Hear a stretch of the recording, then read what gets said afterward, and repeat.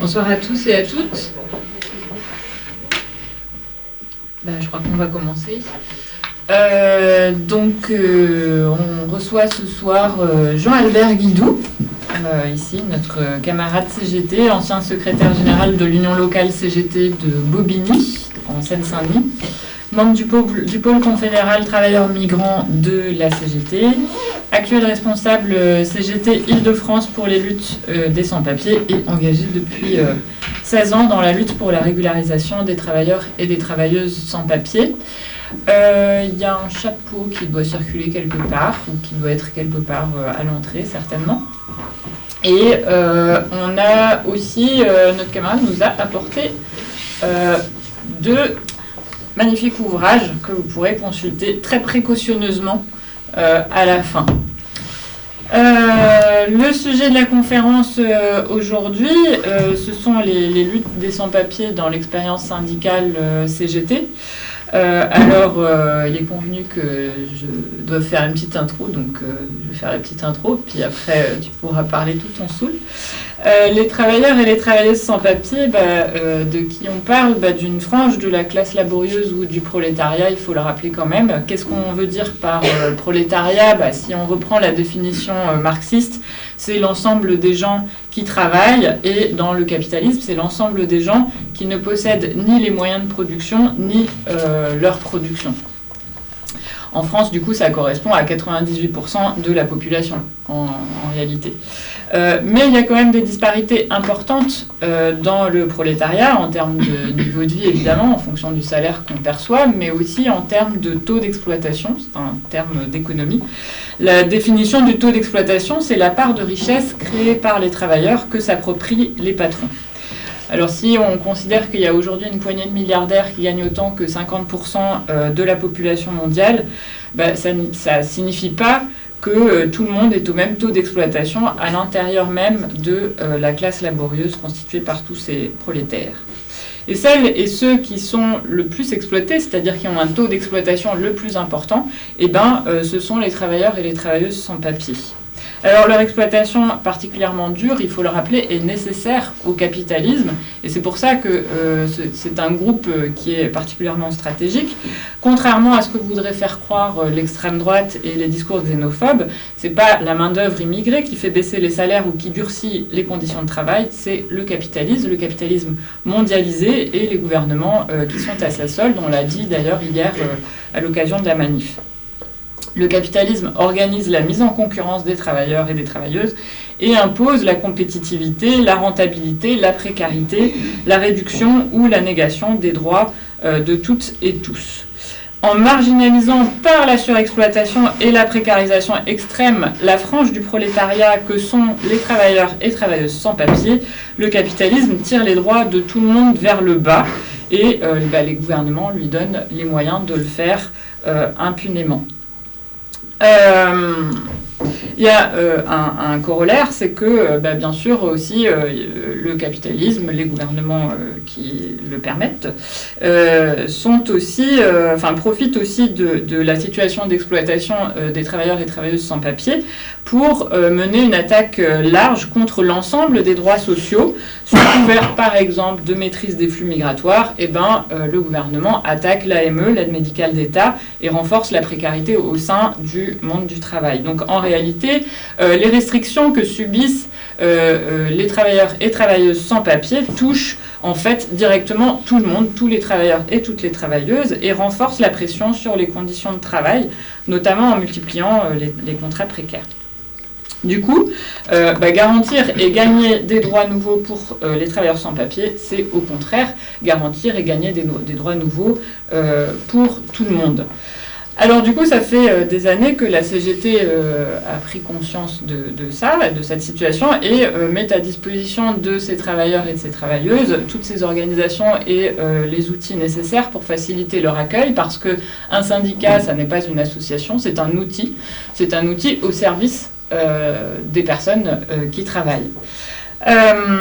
Qu'est-ce que la CGT, qu'est-ce que ça fait de mettre cet outil au service des travailleurs et des travailleuses ? D'abord, ça a permis de gagner des régularisations individuelles rendues possibles par les luttes passées. Par exemple, en octobre 2023, on en a parlé hier aussi, 502 camarades CGT sans papier, travailleurs et travailleuses du BTP, du nettoyage, de la collecte des déchets, pour beaucoup employés par des agences d'intérim qu'ils ont occupées, ont fait usage d'un droit constitutionnel imprescriptible qui est le droit de grève.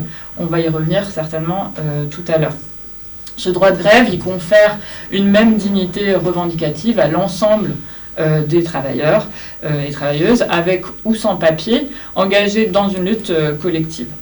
En janvier 2024, donc 3 mois après le début de cette grève qui avait commencé en octobre 2023, les 502 camarades dont nous parlons, dont je viens de parler, ont obtenu de leurs employeurs l'ensemble des documents qui constituent la première étape vers la régularisation.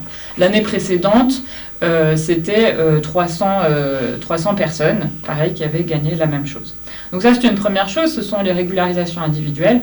Et deuxième chose, c'est bien sûr renforcer le rapport de force confédéralisé pour gagner de nouveaux droits.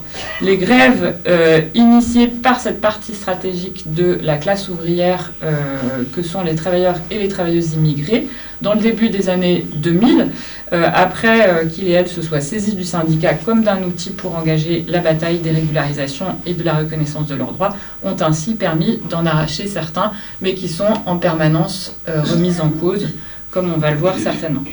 Alors, j'ai fini mon introduction. On va pouvoir passer la parole à Jean-Albert, sinon vous allez en avoir marre. Et je vais commencer par une première question, puisqu'on va dérouler le fil de cette conférence par questions-réponses. Donc je vais amorcer les questions, mais il y a un moment où vous-même, vous aurez très très envie de poser des questions.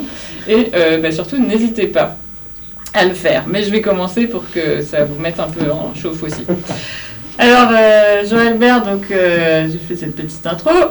Est-ce que tu veux compléter cette introduction en rappelant, par exemple, le chemin parcouru depuis le milieu des années 80 et l'étape majeure qu'ont été les grandes grèves de 2008, puisque voilà, il y a eu une forme de basculement à ce moment-là.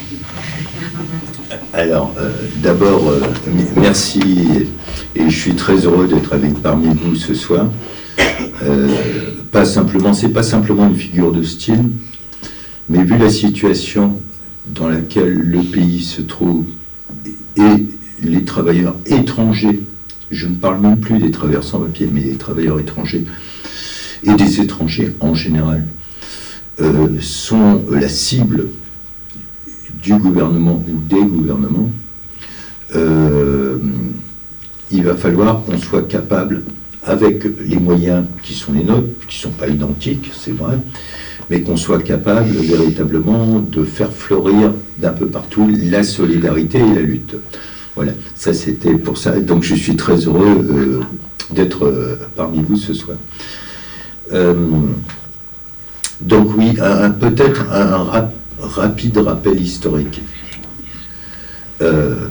Si on se replonge 50 ans en arrière, cette catégorie de personnes, que ce soit les sans-papiers ou les travailleurs sans-papiers, donc qui a cette notion qui apparaît en 2008, en 1973-1974, alors ça fait très vieux, mais c'est pas si loin quand même. C'est une catégorie qui ne serait jamais venue à l'idée de personne, puisqu'à l'époque,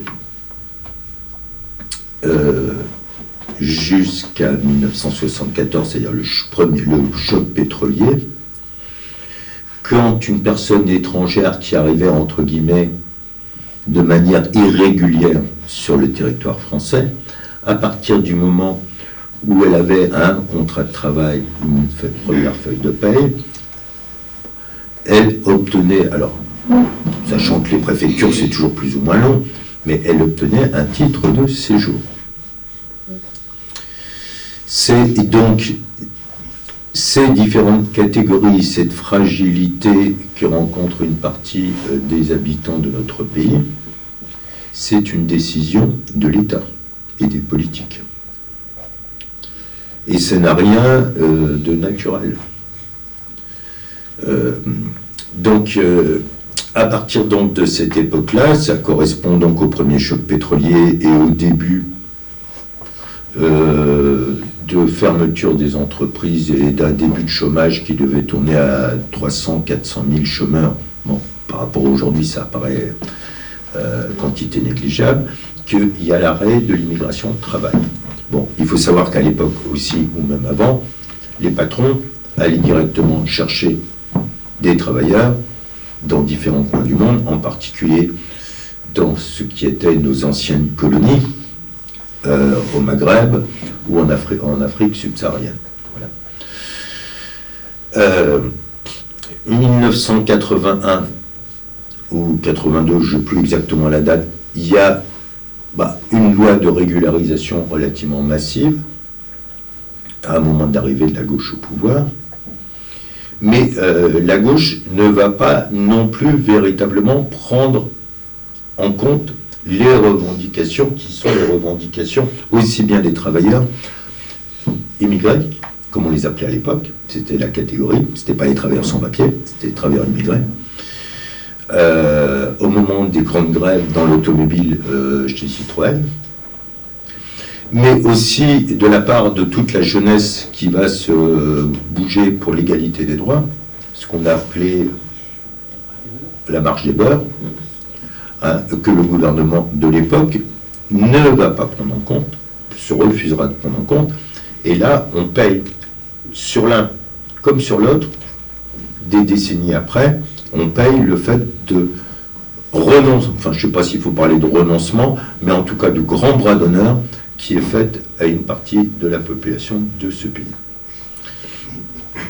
Les années 80, les années 70 et 80, c'est la grande période de la désindustrialisation dans ce pays, où les usines ferment. Moi, je viens d'un département, la Seine-Saint-Denis, qui était un des départements les plus industriels en France. La dernière usine, là, vient de fermer. C'est Ma France, qui était un sous-traitant de l'automobile. Et avant, le paysage urbain de la Seine-Saint-Denis, c'était les usines. Il n'y en a plus une seule. Donc, il en reste un peu par chez vous, mais en région parisienne, il n'y en a plus. Voilà. Et donc, la figure du travailleur immigré, du étranger, va s'estomper. Et la difficulté aussi pour le mouvement ouvrier, en particulier le mouvement syndical, à prendre cette situation véritablement pour ce qu'elle doit être. Quand tu es en position défensive, c'est pas le meilleur moment pour prendre en charge, même s'il y a différentes expériences qui ont pu avoir lieu dans ces périodes toujours. Donc la figure du travailleur disparaît dans les années 80. Alors on va parler, et c'est tout à fait juste, des droits fondamentaux. Nous venons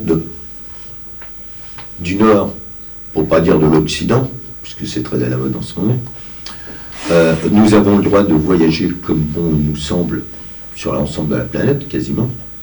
Par contre, quelqu'un qui vient du Sud, il lui faut tous les tampons, à supposer qu'il arrive à les obtenir. Donc, on va passer sur des questions de droits fondamentaux qui sont totalement légitimes. Mais la figure du travailleur s'estompe. Il faudra attendre les années, c'est 1996 si je ne me trompe pas, l'occupation de Saint-Bernard, où on voit apparaître la notion de sans-papier. Rappelez-vous, avant, la droite comme l'extrême droite, c'était la figure du clandestin qui dominait. C'est pas la même chose, avec tous les délires que ça peut comporter. Mais là-dessus aussi, le mouvement syndical en général, la CGT, mais les autres aussi, sont en soutien à l'occupation de Saint-Bernard. Mais on ne parle toujours pas de travail. Et il va falloir attendre globalement 2008, première grève coordonnée, en particulier en région. Ça se passe en région parisienne, ce qui est assez normal, puisque c'est 12 millions d'habitants, et c'est là où c'est a priori le plus simple, même s'il y a des grèves après dans les Alpes-Maritimes, dans le Loiret ou dans d'autres départements, et dans les Loire-Atlantique, si mon souvenir sont bons. Mais apparaît la figure du travailleur sans papier. Et là, ça a un effet extraordinaire.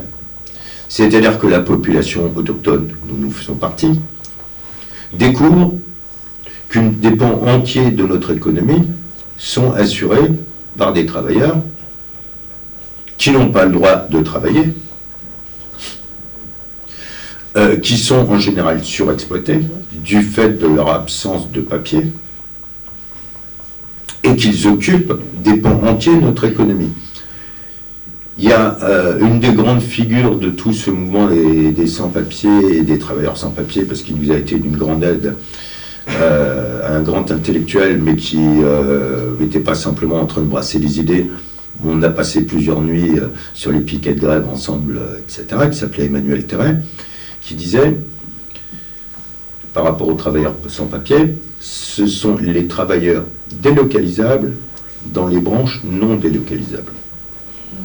Pour faire du pognon, alors quand on ne peut pas le faire et augmenter le profit en envoyant les boîtes à l'extérieur dans d'autres pays, ce qui est à peu près le cas de tous les services, eh bien, on va utiliser et on va se servir justement du fait de la précarité administrative, et on va se servir de cette population. Voyons bien, suivant les estimations du ministère de l'Intérieur, parce que c'est après tout, on va se servir de celle-là, on a entre 700 000 et 1 million de personnes qui aujourd'hui en France sont sans papier. On peut considérer que 70-80% de ces personnes travaillent. Donc vous avez quand même une situation, et ça vous donne, alors après, suivant les régions et suivant les branches économiques, ça vous donne le taux ou la part de ces personnes dans l'activité. Alors dès que vous allez dans la situation de tout ce qui touche à l'aide à domicile en particulier, où les femmes migrantes sont extrêmement nombreuses,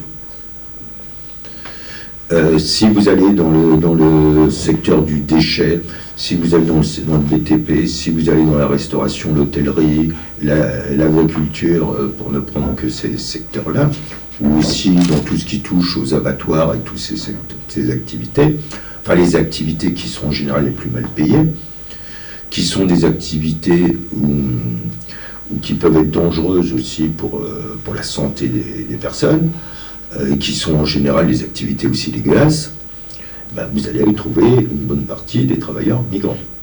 Voilà. Ça, c'est la réalité.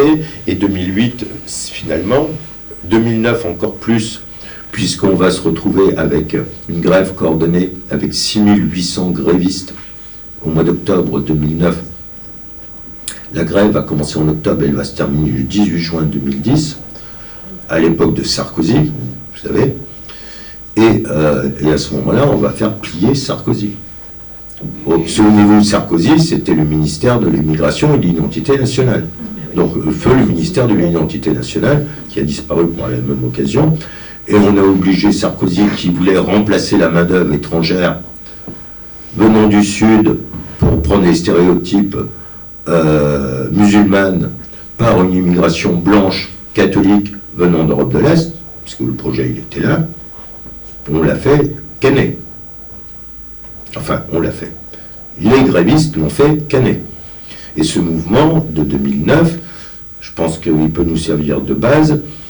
Il y avait 11 organisations qui le soutenaient.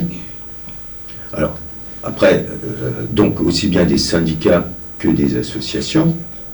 Alors évidemment, après, certains, en particulier nous, on avait une charge, parce que c'est notre boulot, sur les piquets de grève, mais il y avait 11 organisations qui étaient totalement engagées avec les grévistes, et ce qui nous a permis, les bases de ce qui va être la fameuse circulaire Valls quand Sarkozy va être battu en 2012,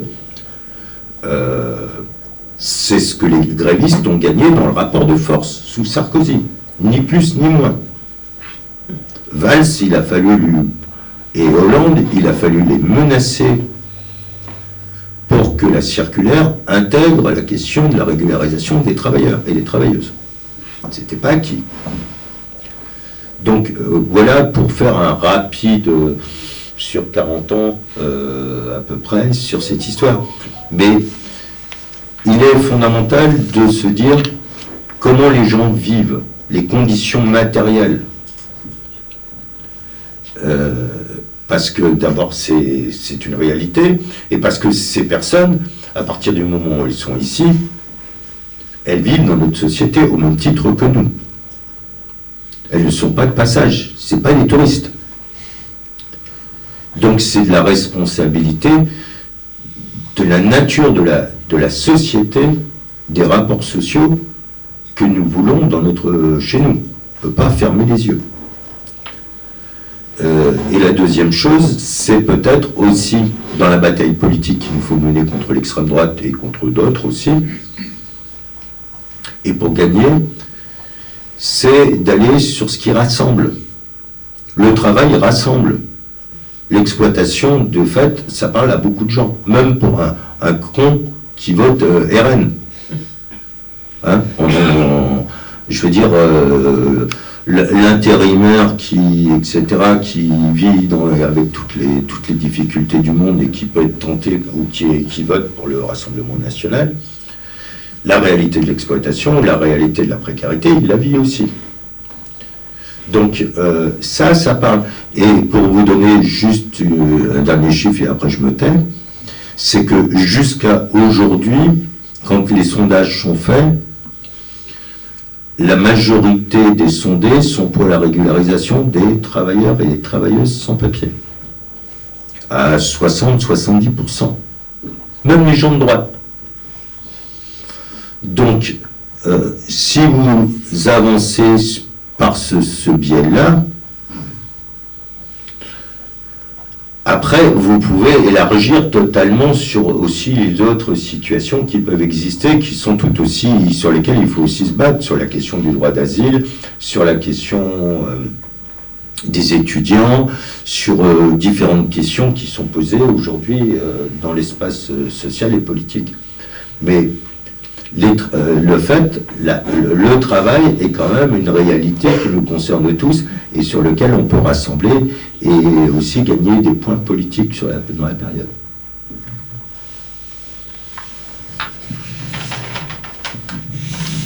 Alors non, du coup, tu vas pas te le faire. C'est pas l'idée.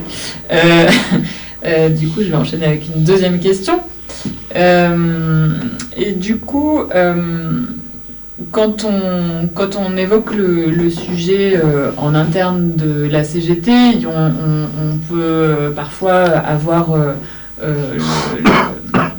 l'interrogation, mais comment on travaille, comment on fait le travail syndical, comment on s'organise, si les personnes ne viennent pas nous voir, par exemple, enfin comment le syndicat peut peut entrer en contact avec des travailleurs et des travailleuses qui auraient besoin de lui, mais qui ne le connaissent pas. Comment ça s'est passé, en tout cas, en Seine-Saint-Denis? Ouais. Je pense que... Alors, moi, je vais vous dire, je suis arrivé secrétaire de l'Union locale de Bobigny vers la fin 2007. Et officiellement, puisque Bobigny est un chef-lieu, comme Port-en-Bresse, comme j'étais fonctionnaire, on m'avait demandé de coordonner l'activité des fonctionnaires. Bon, j'avais accepté. Et puis, à un moment, il y avait les prémices, les préparations des grèves, les premières grèves de 2008. Donc, je trouve que là, les circonstances font que... Et je m'a demandé d'aller faire un tour sur Paris, puisque là, s'organisait la coordination des choses. Je vais vous donner une situation. Avant les grèves, je suis persuadé qu'il y avait des travailleurs qui étaient sans papier et qui passaient à l'union locale. Bon, puisque c'est des structures qui sont souvent les plus adaptées par rapport à des situations de boulot en particulier, quand on est dans des boîtes ou des situations très précaires. Mais les gens parlaient du boulot. Ils ne disaient pas « je suis sans papier ». Et à partir du moment où on a lancé les premières grèves, parce qu'on avait quand même, là aussi, bon, après je pourrais revenir aux...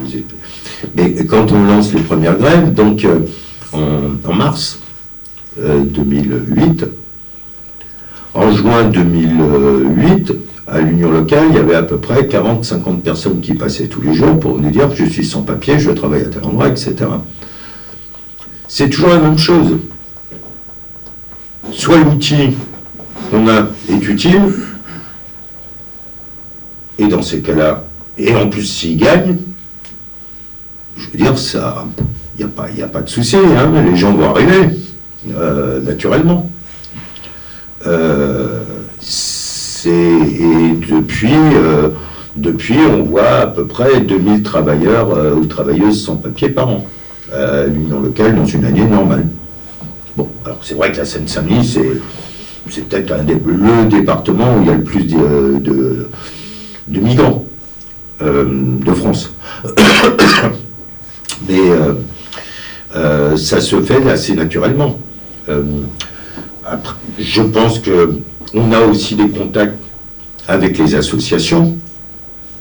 C'est-à-dire que lorsqu'il y a on se répartit le travail.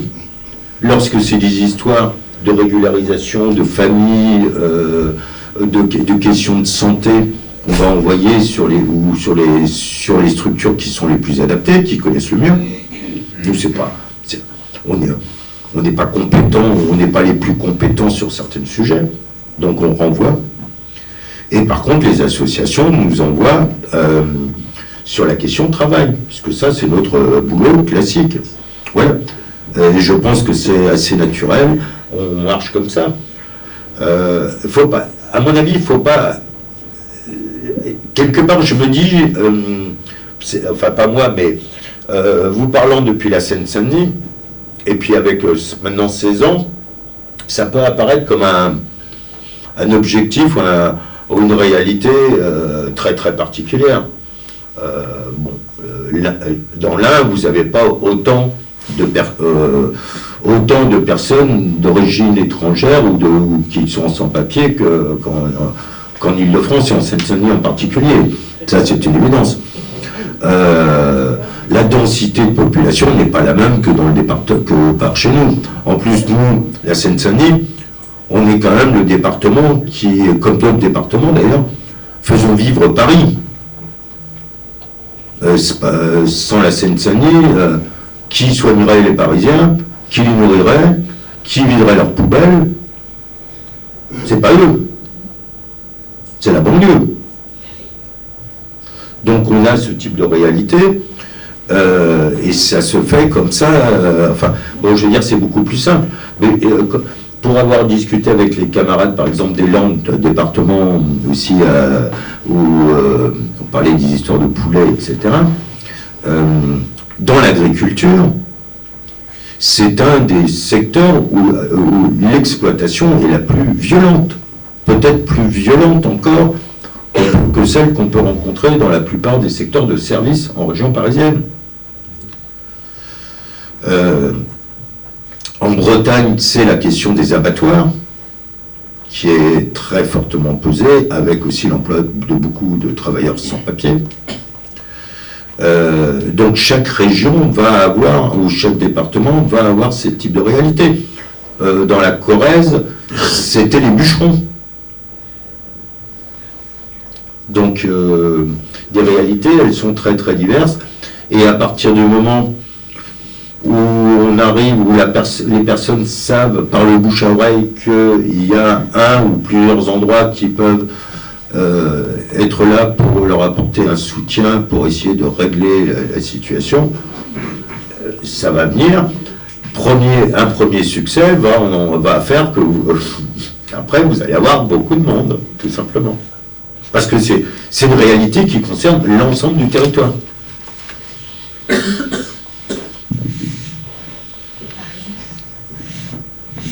Joël ? Oui. On comprend bien que dans la région parisienne, effectivement, il y a le nombre qui fait qu'il y a des possibilités de regroupement et d'action. Là, dans l'Ain, les gens qui sont dans des situations sans papier, qui travaillent, qui n'arrivent pas à avoir de fiches de paye, c'est compliqué parce que les gens sont isolés. Alors comment est-ce que ce serait possible parce que des gens, il y en a, On en connaît plein, on en connaît tous. Sur le plateau d'Oyonnax, il y a énormément de gens qui travaillent, et puis nous tous ensemble dans les associations, on connaît tous des gens qui sont dans ces situations-là. Alors comment est-ce que c'est possible? Effectivement, il n'y a pas cette masse-là, mais qu'est-ce qu'on peut faire? Comment le syndicat peut aider ces gens? Alors, là, quand Marie-Alix m'avait proposé je regardais un peu si j'avais des trucs, des informations. Ah ben ça, la page n'est pas réouverte, enfin bon, c'est pas grave. On capte pas. Bon, mais il y avait un article dans le Progrès. Bourg-en-Bresse, 9 travailleurs sans papier arrêtés par la police. Oui. Donc sur le même chantier. Oui. Donc ça, c'est les mêmes réalités qu'en région parisienne. Oui. Il n'y a pas de différence.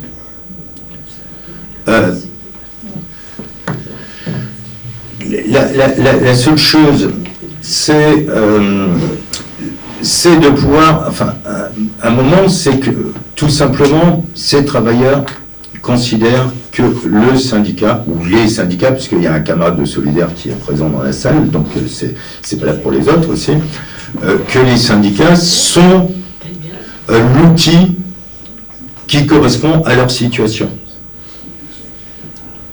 C'est pas plus compliqué que ça. Alors, ça va demander un petit peu de temps pour que les choses se rodent, etc. Mais et les syndicats bossent aussi avec tout un tissu associatif où il y a une forme de partage du travail. Le rôle, s'il doit y avoir un jour une grève, c'est avec occupation du site. Il n'y a pas de site. C'est ça. Ben si, un chantier c'est un site, ça s'occupe. Comment après c'est simplement, alors, il y a des fois c'est plus compliqué, il y a des fois tout n'est jamais forcément simple, mais un chantier ça s'occupe. Et comme ce serait quand même une grosse surprise, quel est le but d'occuper un chantier? Il est double ou triple. En général, si c'est un chantier du BTP, les travailleurs seront dans la sous-traitance. Mais au-dessus, il y a le donneur d'ordre. D'accord? Et à côté, il y a la préfecture, il y a les services de l'État.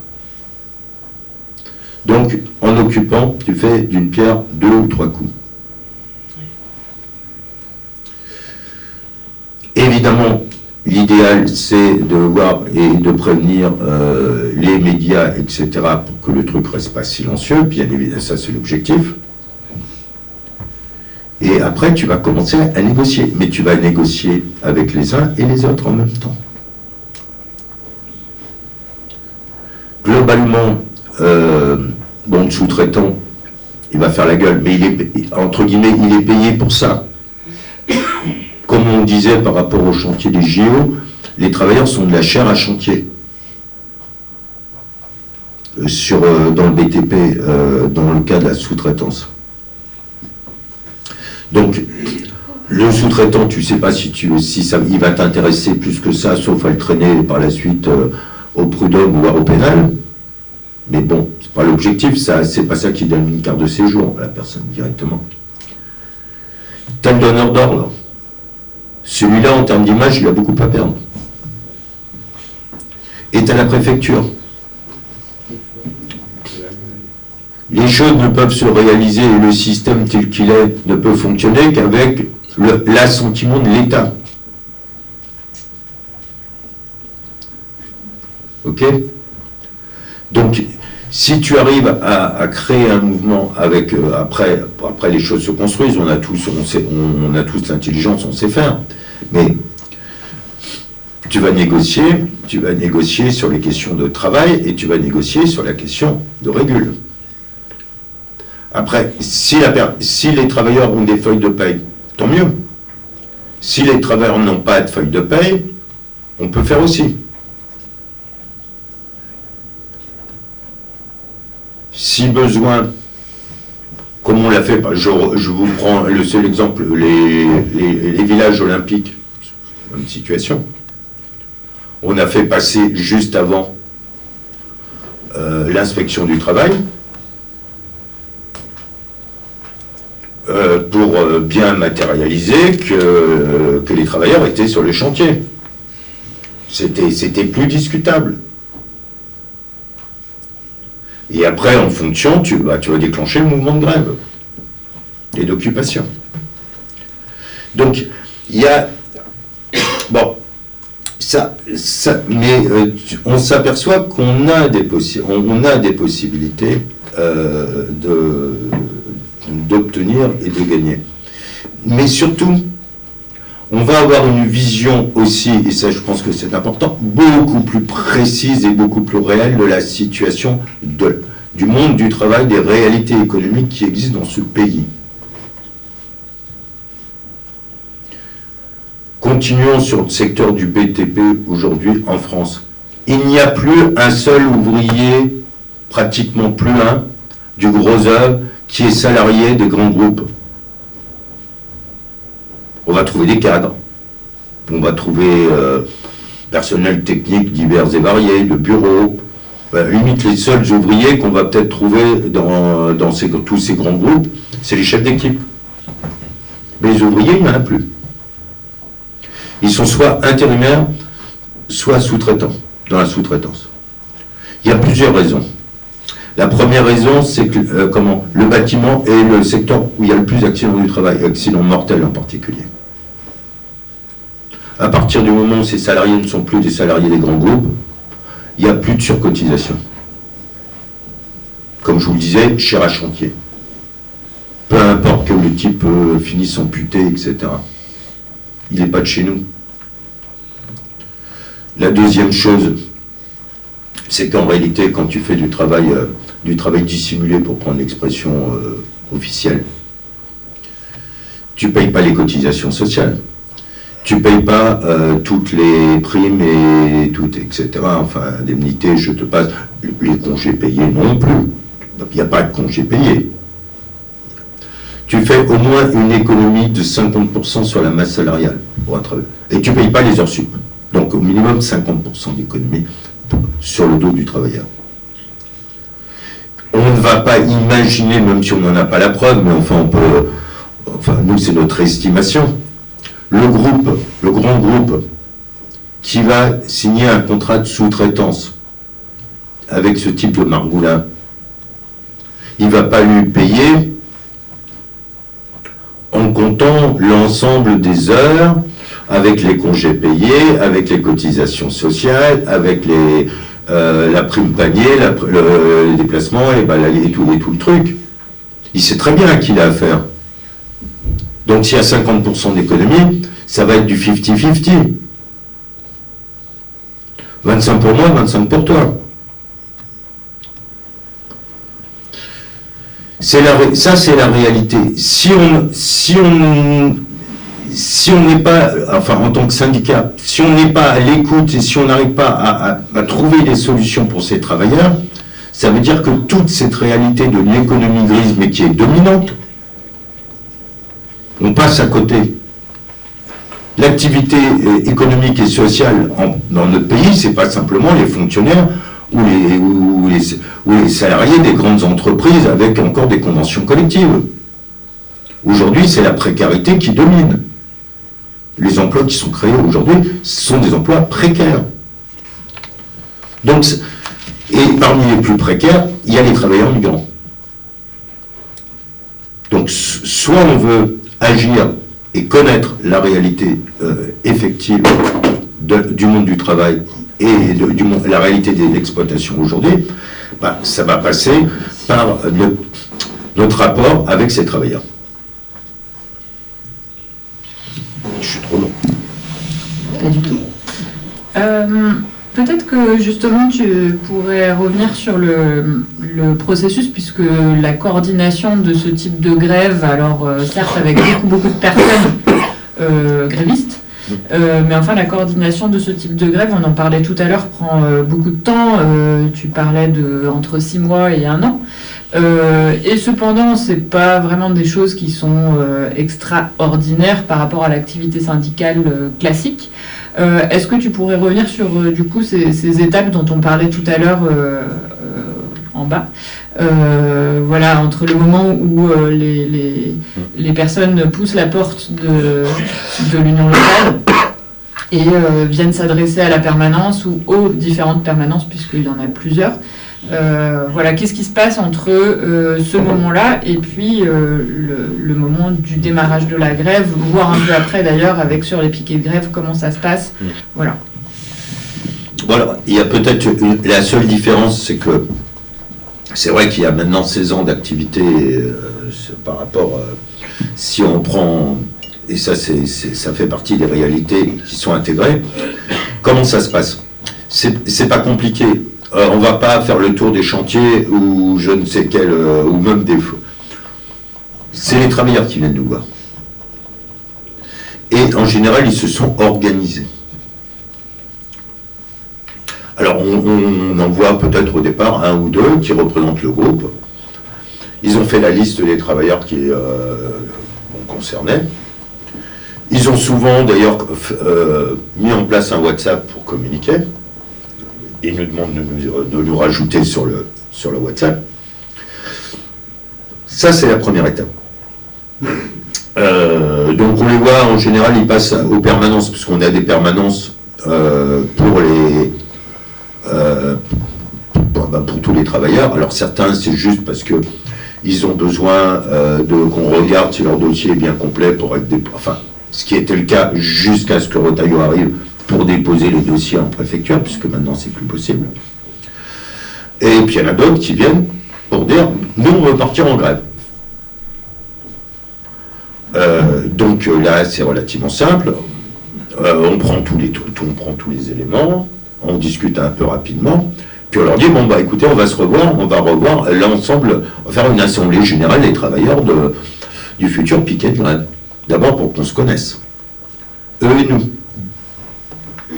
S'il y a besoin de se rencontrer pour qu'on sache qui nous sommes les uns et les autres, pour qu'il y ait une confiance. Moi je serais travailleur sans papier, je sais pas, mais je voudrais bien savoir à qui je lis mon sort, d'une certaine manière, ça me paraît légitime. Et puis de notre côté aussi, si on veut lancer un mouvement, si c'est pour dire, bon, on fixe une assemblée générale, puis 2 assemblées générales, puis 3 assemblées générales, où tu as 50-60% des gens qui sont annoncés qui ne sont jamais là, tu te dis, c'est un truc, il colle pas. Donc, mais enfin bon, en général, toutes les choses se passent bien. Donc on va discuter quand même profondément sur la réalité du travail, de voir un peu à quel type d'entreprise aussi on a affaire. Bon, il y en a certaines, c'est simple, on les connaît, parce qu'on les a déjà rencontrées plusieurs fois. Et puis il y en a d'autres qu'on ne connaît pas du tout, et donc il faut quand même qu'on sache où on met les pieds. Et après, on monte, avant le conflit, on monte les dossiers, pour être tranquille. Puisque c'est pas le piquet de grève qui est régularisé, c'est chacun. Et puis après, alors si c'est une grève coordonnée, c'est-à-dire on part avec, comme la dernière fois, plus de 500 travailleurs en grève au 17 octobre 2023, donc 33 entreprises concernées, on réunit tout le monde, parce que les premières réunions, c'est juste entreprise par entreprise, on réunit tout le monde. Bon, avec, comme nos affaires sont liées, le destin est lié, c'est normal que les gens se rencontrent, et puis ça donne la niaque. Et puis j'ai oublié de préciser aussi, quand on prépare, on réfléchit à la stratégie. Comme dans n'importe quelle grève. C'est pas moi, parce que je serais militant du syndicat, qui vais fixer tout seul la stratégie. Moi, je ne fais que des propositions. Et on discute si ça paraît efficace, si ça correspond aux attentes des futurs grévistes, etc. Puis après, c'est relativement simple. Si c'est un mouvement coordonné, le jour dit, à l'heure dite, on déboule chacun dans l'entreprise, avec évidemment, on met des équipes syndicales aussi avec les camarades, pour devoir assumer Ben, les questions des flics, les questions des huissiers, les questions si on a des patrons récalcitrants, parce que ça, c'est nous qui nous en chargeons. Et puis, la grève commence, et puis, en principe, c'est l'occupation jour et nuit, le temps qu'il faut. Donc, ça peut durer, et des fois, ça dure très peu de temps, 24 heures, 48 heures. Bon, il y a des fois, ça peut durer 6 mois. Bon, voilà. Et je pense que les dernières duraient pas très longtemps, à part quand on avait affaire à certains types de patrons récalcitrants habitués. Mais vu la situation politique et dans les futurs mouvements, ça risque de durer. Si Retailleau ou consort reste aux affaires. Ou si la politique est la même, a priori, je ne vois pas pourquoi elle serait différente sur le gouvernement arrivant. J'ai répondu, c'est bon? Oui, c'est pas mal. Bon. Ah, il y a une question que j'avais. Oui, Philippe. Tu parles de victoire de pas mal de ces grèves-là, mais on connaît la répression des grévistes, on connaît la répression des sans-papiers. Ça s'est toujours soldé par une victoire. Il n'y a jamais eu une intervention de la PAF pour régler ça autrement. Alors, il y a une chose, à la limite, le travailleur sans papier n'est jamais aussi en sécurité que lorsqu'il est en grève. C'est le paradoxe, mais c'est comme ça. Bon, alors, on a une particularité aussi en France, même si ce n'est pas inscrit dans la Constitution, mais c'est quand même plus ou moins respecté, c'est l'occupation de l'entreprise, du lieu de travail. Donc, alors de temps en temps, oui, on voit défiler des huissiers, on voit défiler des flics, mais sur le principe du droit de grève, ça, là-dessus, on n'a pas eu de soucis, ou quand on en a eu, on les a réglés. Parce qu'on peut en effet trouver, enfin, ce qui s'est passé, quelques fois où ça s'est produit, c'était des flics qui,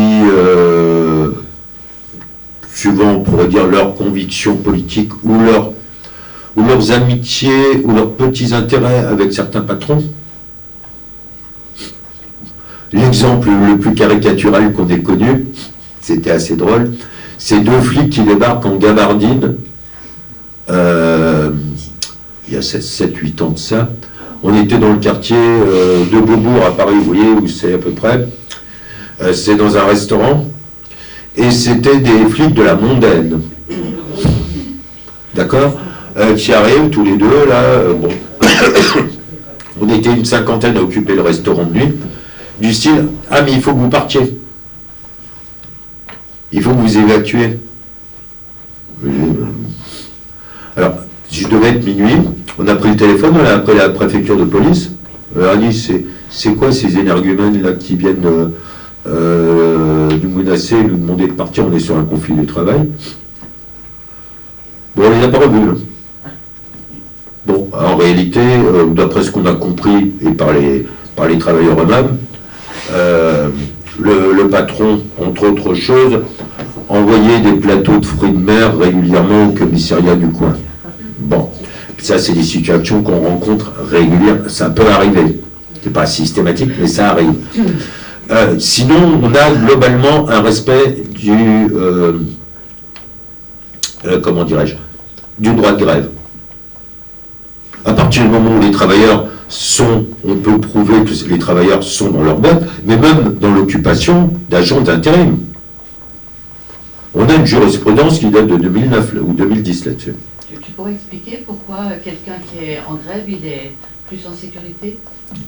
Parce que le droit de grève est un droit constitutionnel, et le gars a des feuilles de paie, donc il a le droit d'être présent dans sa boîte, etc., et d'être en grève pour des motifs revendicatifs. Donc ça le protège. Ça le protège. Ça le protège.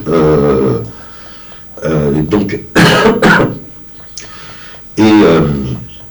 et par extension, mais ça c'est la protection, elle fonctionne relativement bien. On a eu très peu de décisions de justice qui nous ont même fait, nous obligés à évacuer les piquets de grève, tu vois, quand on occupe jour et nuit. Donc, de fait, ça reste en l'occurrence une protection. Alors, ça reste d'autant plus une protection aussi qu'on fait attention et que dès qu'on déclenche les hostilités, on met presse, médias en général sur le coup. C'est toujours mieux d'avoir, que plus large, qu'on ne soit pas dans un conflit un peu isolé où personne n'est au courant, sauf nous, les patrons et la police ou le préfet. Parce que dans ces cas-là, l'évacuation peut se faire sans que personne soit au courant. Mais non, le droit de grève protège. Et quel que soit le statut. Avec ou sans feuille de paye? Alors, quand il n'y a pas de feuille de paye, nous, alors je ne sais pas, alors ça fait partie des différences qui peuvent exister d'une préfecture, enfin, le rapport que vous pouvez avoir avec les services de l'inspection du travail. Nous, ce qu'on fait, souvent, quand il n'y a pas de feuille de paye, avant de déclencher un mouvement, parce qu'il faut quand même qu'on prouve que les salariés, ce sont bien les salariés. Donc, on demande à l'inspection du travail de débarquer. Quand l'inspection du travail va débarquer, elle nous prévient. On prévient les salariés pour que, dans ces cas-là, ils ne se sauvent pas, ils n'aient pas peur. Et à la suite, on déclenche la grève, si besoin. Comme ça, les contrôles, c'est le service de l'État, on fait et prouve bien que les salariés étaient en poste. C'est ce qu'on a fait, par exemple, sur les chantiers des Jeux Olympiques.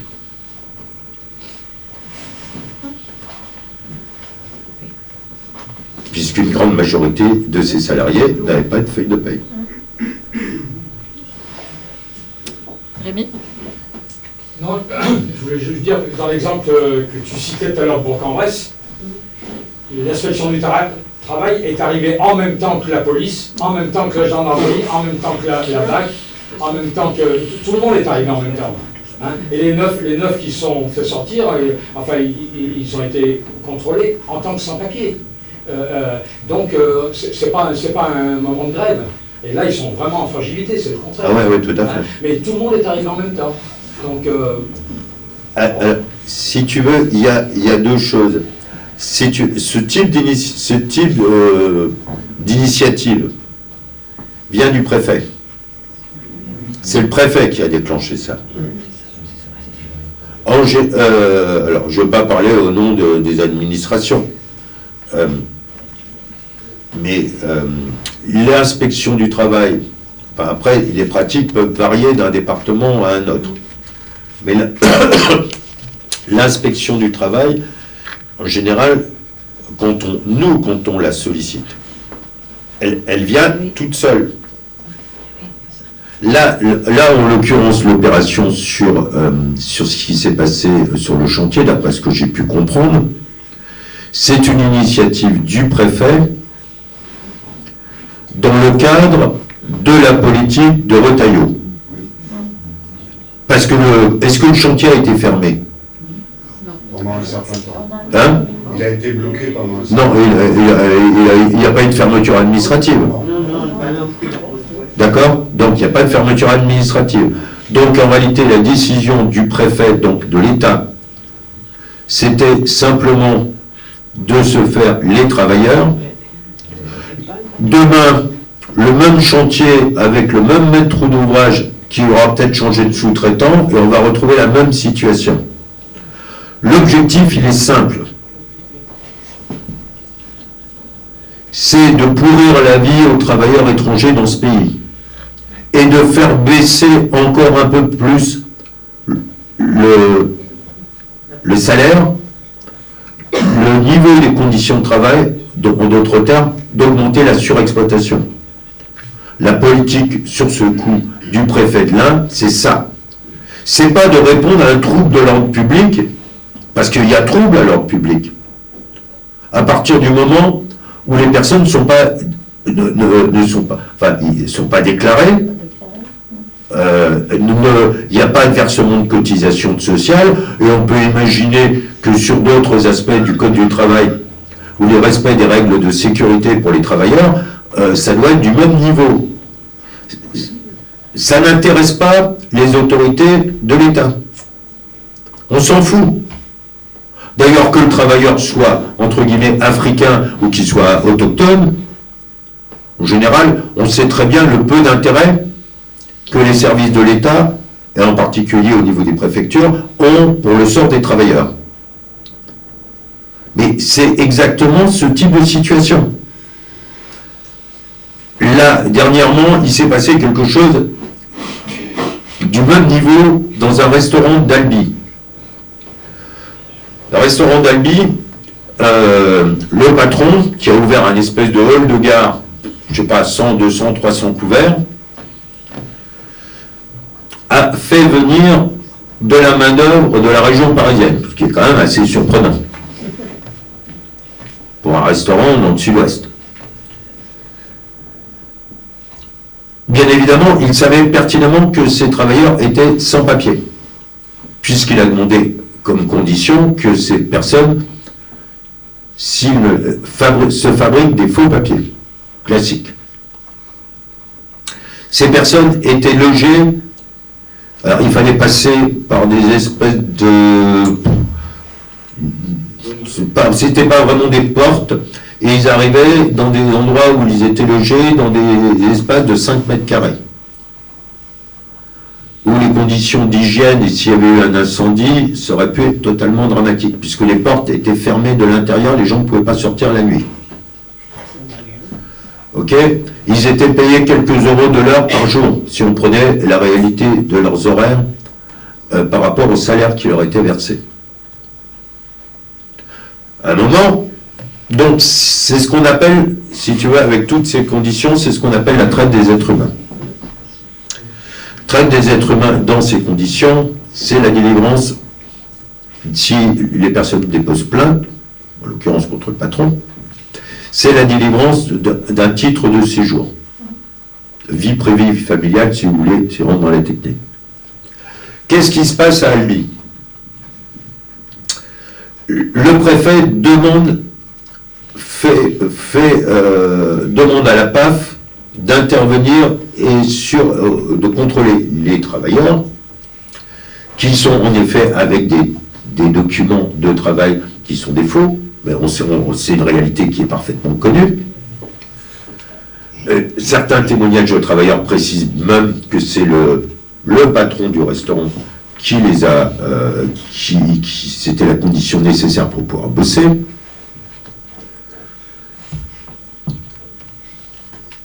Le préfet, par rapport à l'ensemble des éléments, ne fait pas fermer le restaurant. Fermeture administrative, c'est prévu dans la loi. Le parquet d'Albi, ouvre une enquête pour faux documents. Et là, le jugement vient d'être rendu. Alors on se retrouve avec deux choses. D'un côté, la question de la traite des êtres humains, donc les victimes, travailleurs, et de l'autre côté, une condamnation de 3 mois avec sursis pour faux documents par le tribunal d'Albi. Enfin, vous voyez, les victimes deviennent les coupables.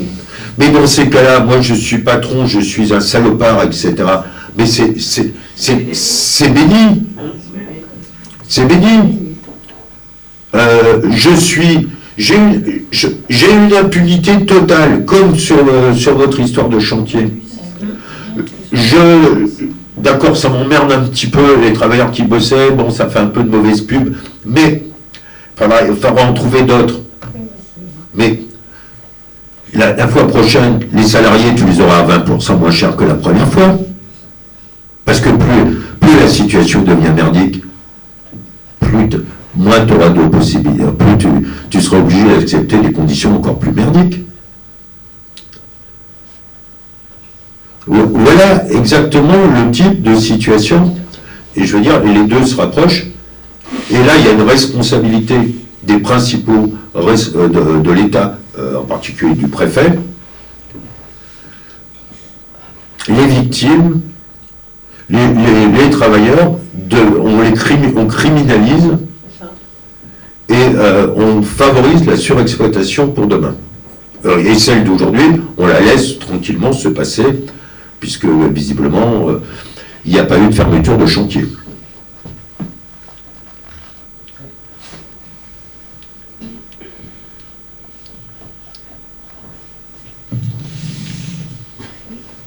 D'autres questions?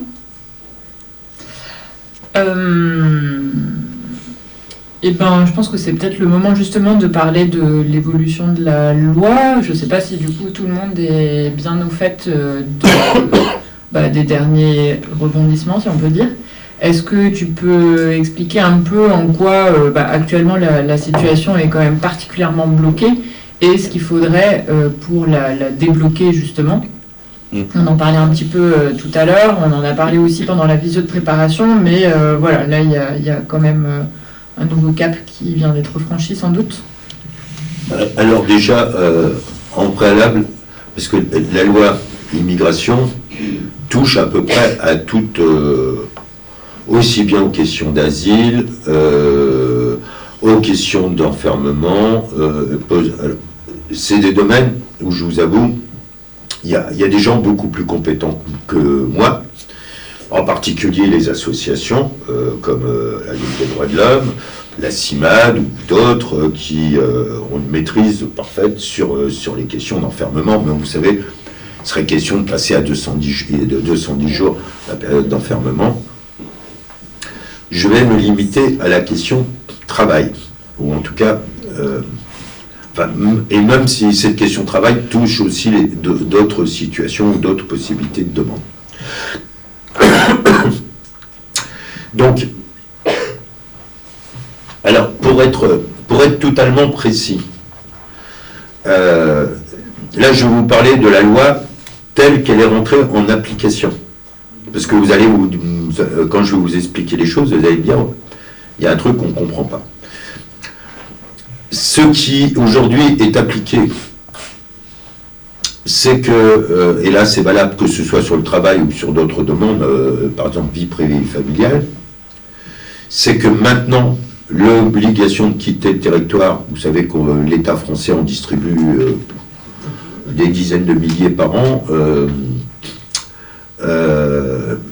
et sur des éléments qui...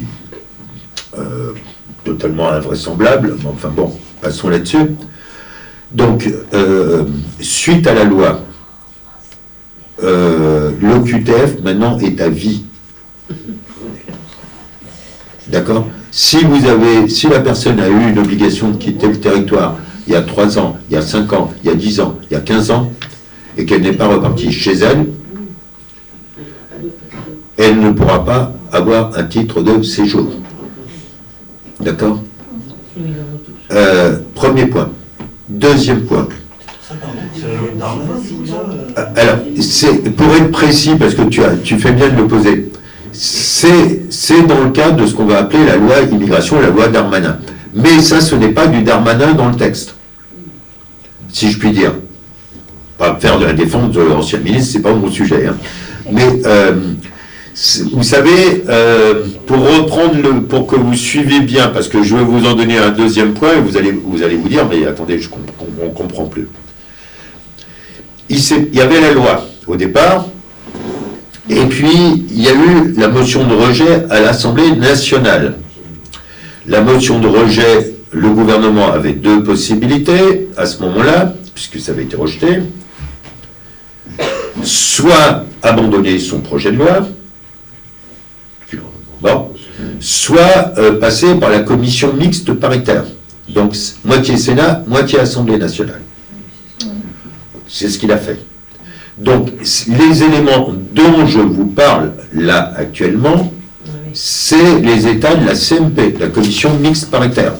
En réalité, pour être clair, pour être le plus précis possible, c'est la pensée de Retailleau quand il était sénateur, et que maintenant, jusqu'à présent, il appliquait dans la dernière période comme étant ministre de l'Intérieur. Vous voyez ce que je veux dire ? parce que c'est assez marrant d'ailleurs, enfin ça pourrait être assez drôle, puisque tu parlais de la loi Darmanin. La loi Darmanin prévoyait, dans certaines conditions, des régularisations au titre des métiers en tension.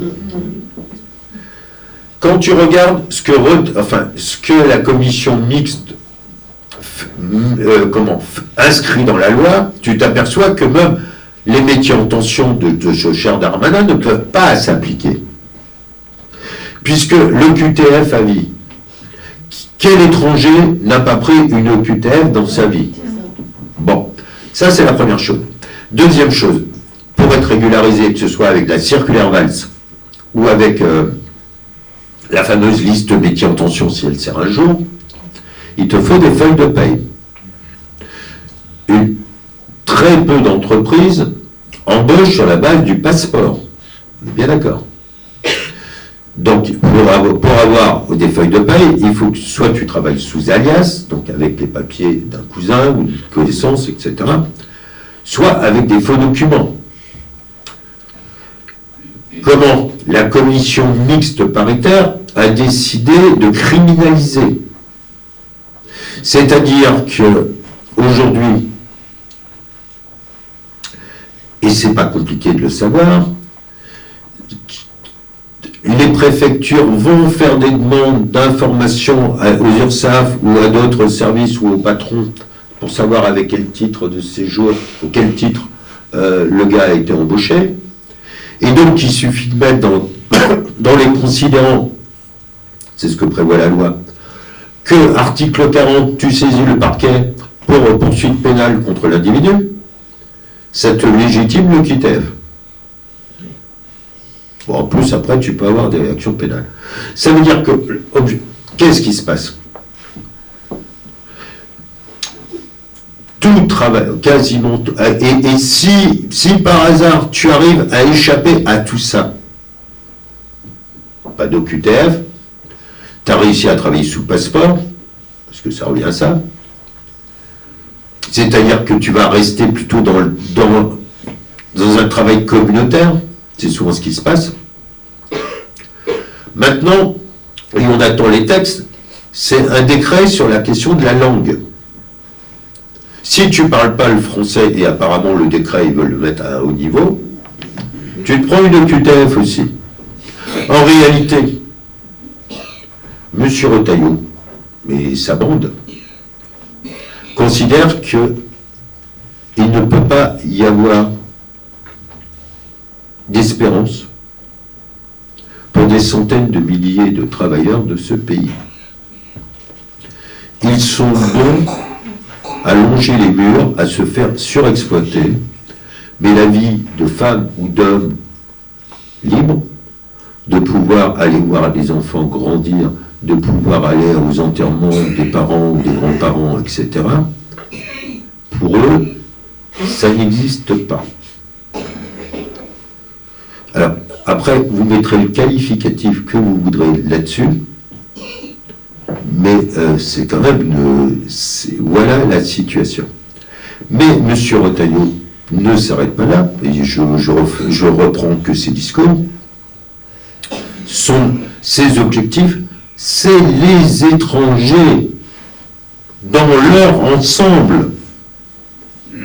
Enfin, quand on parle d'étrangers, évidemment, ils ne sont pas polonais, suédois ou américains. Bien d'accord. C'est les étrangers dans leur ensemble, et en particulier les travailleurs étrangers dans leur ensemble. Et là-dessus, et on peut s'appuyer, la question, c'est la question des renouvellements de titres. Quelle que soit la nature du titre. Que ce soit un titre d'1 an, que ce soit un titre pluriannuel, ou que ce soit un titre de 10 ans. Aujourd'hui, les rendez-vous sont quasiment impossibles à obtenir. Donc, avec tous les effets, les cercles vicieux qui vont se mettre en œuvre. Ils ont inventé, alors ça, c'est pas de Retailleau, mais c'était l'administration du ministère de l'Intérieur en 2021, un recul à droit constant. C'est qu'auparavant, quand tu avais une carte salariée, tu pouvais changer d'employeur comme tu le voulais, comme toi et moi. Ok? À partir du moment où c'était pas la première carte quand tu venais juste d'obtenir ton premier titre. D'accord? Puisqu'il fallait le CERFA et tout ça. Bon. Qu'est-ce qu'ils ont décidé? Ils ont décidé que pour un travailleur qui a un titre salarié, donc une carte de travail, une carte de séjour de travail, dès qu'il change d'employeur, le nouvel employeur doit faire une demande d'autorisation de travail. D'accord? Bon, d'abord, la plupart des employeurs ne sont même pas au courant, et les salariés ne sont pas au courant. Sauf que lorsque tu vas en préfecture renouveler ton titre, ding ding, vous avez pas, l'entreprise n'a pas fait la demande d'autorisation de travail. Et donc tu perds ton titre. Ok? Si tu additionnes tout ça, alors l'imagination bureaucratique va encore plus loin. On a ce qu'on appelle une plateforme de la main-d'œuvre étrangère. Vous savez, c'est le truc qui délivre les autorisations de travail. Maintenant, ils ont décidé d'appliquer aux salariés étrangers qui font une première demande, qui sont sans papier et qui vont devenir avec papier, pour un certain nombre de professions, de fournir les qualifications. En reprenant, si tu veux, les obligations qui sont faites pour des artisans ou des entrepreneurs.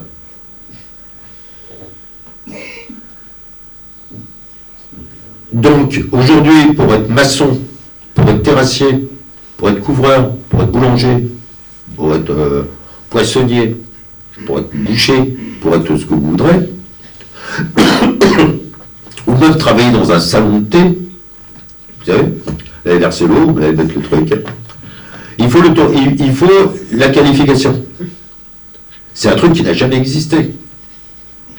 Ça ne concerne que les artisans. Les fiches sont bien précises là-dessus. Mais pourquoi se priver? On est vraiment dans la préférence nationale et dans le fait d'emmerder absolument, par définition, le travailleur étranger. Et là, c'est des exemples, je vous les donne, parce qu'on a eu quelques blocages. Alors pour l'instant, c'est juste une plateforme de la main-d'œuvre étrangère, celle des Hauts-de-Seine, mais c'était sur les grévistes, les fameuses 500. Donc, si tu es maçon ou terrassier, par exemple, des camarades qui travaillaient sur les chantiers des JO, ils peuvent pas obtenir ils peuvent avoir un titre de séjour, mais ils peuvent pas obtenir l'autorisation de travail, ça leur fait de belles jambes. Voilà, l'imagination de la bureaucratie et les décisions politiques aujourd'hui, voilà où elles conduisent. Mais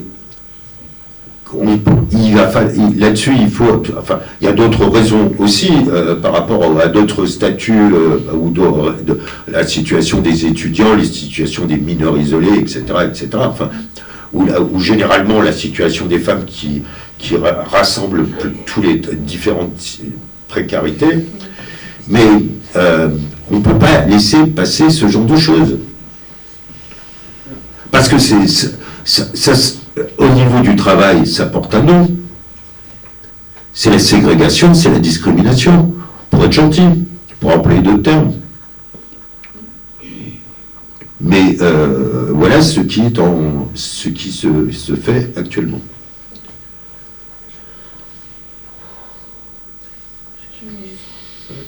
Oui. Si j'ai bien compris, les gens que l'on rencontre, s'ils ont des OQTF, et il y en a beaucoup, c'est pas la peine d'espérer quoi que ce soit. Oui, mais... Alors, aujourd'hui, notre réflexion, et puis comme on a aussi travaillé avec, dans le cadre de la préparation, là, on avait du 18 décembre, etc., avec tout le panel des différentes associations, syndicats, collectifs, etc.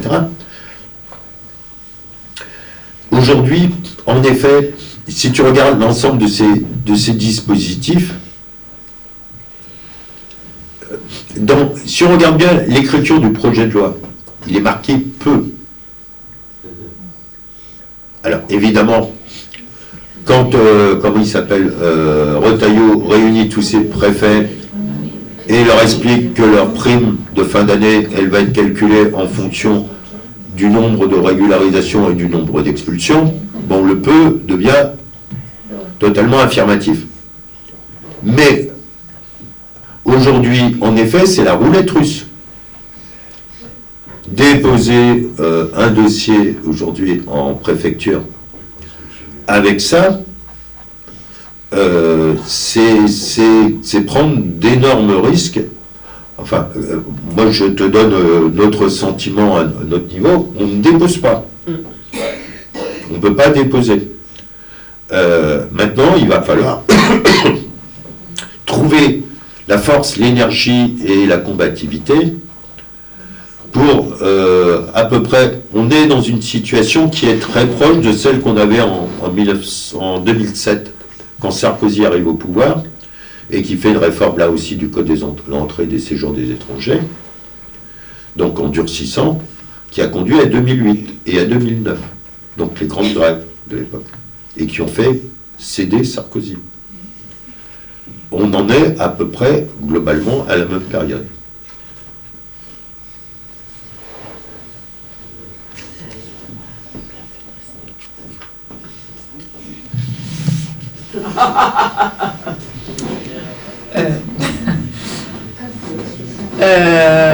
On en est à peu près à la même période et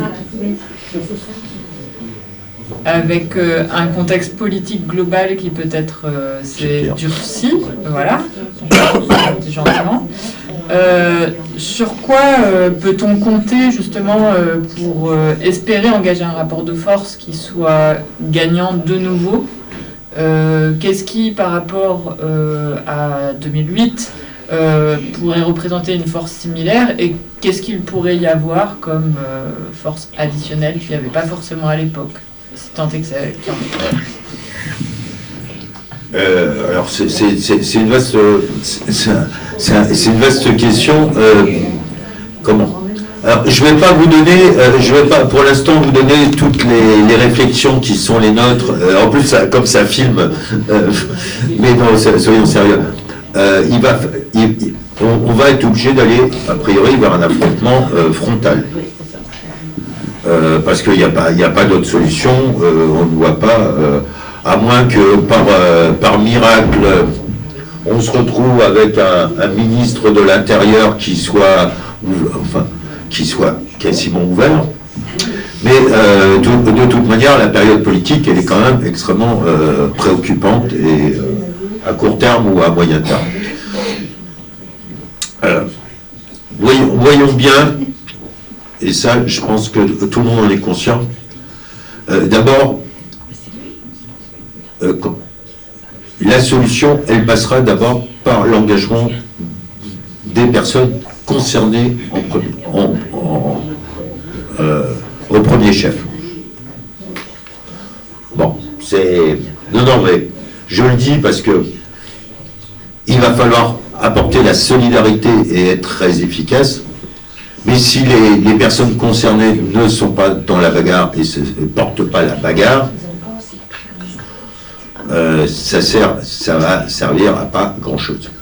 C'est ce qui s'est passé en 2008, en 2009. Ce sont les travailleurs sans papier qui ont fait canner Sarkozy. Après, il y avait tout le poids, il y avait le poids de l'organisation syndicale, il y avait le poids des 11 organisations, mais c'est les travailleurs qui ont fait le boulot. Aujourd'hui et demain, ce seront les travailleurs qui feront le boulot. Parce que, de toute façon, la principale force sur ce sujet, c'est le travail. En plus, il y a quand même de sacrées contradictions aussi. Il va falloir qu'on en joue. Comme dans tous les pays d'Europe, il y a un besoin, du fait du vieillissement de la population par chez nous, de travailleurs et de travailleuses. Aujourd'hui, s'il n'y avait pas les femmes étrangères pour s'occuper de nos anciens, de nos gamins, ou dans de différents secteurs comme dans les hôpitaux. Les hôpitaux, s'il n'y avait pas les médecins étrangers, il y en a 80% qui seraient fermés aujourd'hui. Donc, et on peut multiplier les exemples dans ce sens. Donc là, il y a une contradiction. Il y a une partie du patronat, d'ailleurs, qui le reconnaît, mais il va falloir aiguiser les contradictions.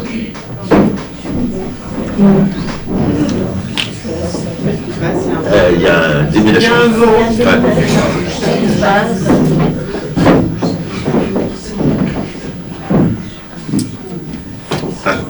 Alors, juste, après il faut qu'on réfléchisse, parce que là, on n'a pas fini, on en est un peu au début.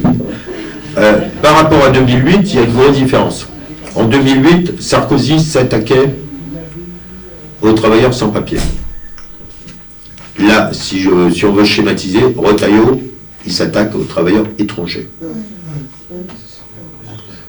Donc, la question, c'est aussi de faire le lien et de faire comprendre déjà aux travailleurs étrangers avec un titre de séjour qui, la bagarre va les concerner. Parce que sinon, sinon ça va aller de mal en pis, les renouvellements de titres, c'est une vraie catastrophe. Ça veut dire aussi qu'il va falloir un sacré soutien. Et donc là, c'est le boulot de tous les uns et les autres, et qu'il va falloir passer la vitesse supérieure, parce que les grèves et les luttes, c'est bien. Si on a un gouvernement qui, et en particulier certains individus, qui fondamentalement ne sont pas différents de l'extrême droite, et qui ont, après, c'est pas mon problème, je suis syndicaliste, je suis pas un commentateur politique, mais peut-être qu'ils veulent se placer dans le cadre d'une alliance des droites, comme ça existe en Italie, par exemple, vous voyez ce que je veux dire. Donc, il va falloir qu'on impose et qu'on gagne là-dessus, donc ça veut dire une mobilisation très large. Ça veut dire aussi que, par rapport à 2008, il ne faudra pas que ce soit que la région parisienne, qui est le secteur le plus simple, le plus facile, en effet, mais qu'on gagne aussi sur le reste de la France. Et la troisième chose, là, par rapport à 2008, alors en 2008, juste avant nous, il y avait quand même quelque chose de très fondamental qui s'est passé, c'était RESF, donc Réseau Éducation Sans Frontières, où la solidarité s'exprimait dans les écoles par rapport aux familles qui risquaient ou d'avoir les familles qui se retrouvaient expulsées. Ça, il faudra peut-être le remettre en place, puisque le problème va se poser. Il y a des choses qui se font, il va falloir que ça monte, en particulier au niveau des étudiants, parce que c'est quand même une catégorie qui peut se mobiliser, et qui peut normalement trouver quand même aussi un soutien parmi les autres étudiants, les autochtones. Ouais, donc là-dessus, il va falloir quand même construire. Mais je pense que, sur le fond, la force de frappe, ce seront les travailleurs. Et tout le monde en est à peu près convaincu. C'est pas bon. Sauf que ça nous fait reposer une responsabilité très importante, mais bon, il faut qu'on l'assume. Enfin, avec les autres syndicats aussi. Philippe ? Oui. Justement, par rapport à ça, tu nous as expliqué que tu avais été responsable confédéral, spécialisé, entre guillemets, je ne sais plus comment tu as dit, mais migrants ou travailleurs migrants. Est-ce que, et ça c'est plus particulièrement peut-être avec la société locale ou départementale, est-ce qu'il existe une personne ou des personnes spécifiques pour s'occuper de cette problématique dans l'Ain, à Gourg, alors bon, c'est une question. La deuxième chose, c'est que par rapport à ce qui s'est passé avec les 9 gars qui ont été eux, ils ont directement été emmenés en centre de rétention. Non. Ah non, pardon. C'est le journal. Non, c'est de la Ils ont été- communication. Ils ont été libérés une fois. Ah Et bon. puis le lendemain, je suis à peu près sûr qu'ils étaient au boulot. Ils étaient retournés au travail, d'accord. Alors moi, bon, ben, c'est une affaire, mais je ne sais pas comment s'est déclenché le contrôle et pourquoi il s'est déclenché. Ce qui est sûr, c'est que c'est l'État qui a fait intervenir de nombreux services, la police, la douane, le service national de police, l'inspection du travail. Donc c'est vraiment, il y a l'État qui s'est déplacé. C'est pas aussi souvent que ça. Alors que cette affaire, au moins, nous prouve une chose, c'est que les travailleurs clandestins, c'est pas qu'à Paris. Et ça, parce que là, ça représentait 20% du nombre de travailleurs sur chantier. Donc ça veut dire que le phénomène est massif, aussi à Bourg-en-Bresse, en Rhin, c'est-à-dire dans le BTP ou dans d'autres choses. Alors moi, ce qui m'interroge, c'est un peu ta remarque qui dit, bah nous, on les attend. J'ai caricaturé, hein, excuse-moi. Mais ils viennent nous voir. Alors, est-ce que ce même phénomène existe à la CGT, à l'UL, ou voilà. Alors, c'est pas un reproche à qui que ce soit, hein, mais moi, ça me semble un peu... Alors, ça s'explique peut-être parce que, par de nom, par la sociologie, par je sais pas quoi, mais je sais pas s'il existe vraiment ce phénomène, hein, bon, quand même, de travailleurs qui viennent voir les syndicats, et particulièrement la CGT, pour leur dire on a besoin de vous.